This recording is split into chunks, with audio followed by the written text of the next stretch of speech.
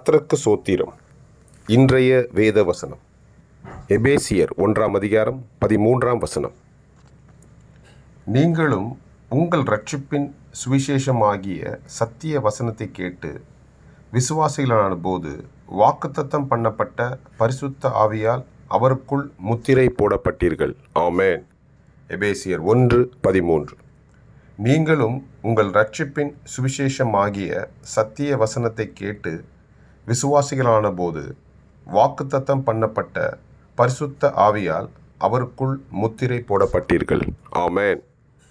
கர்த்தர் உங்களை ஆசீர்வதிப்பாராக, உங்களோடு கூட இருப்பாராக. ஆமென்.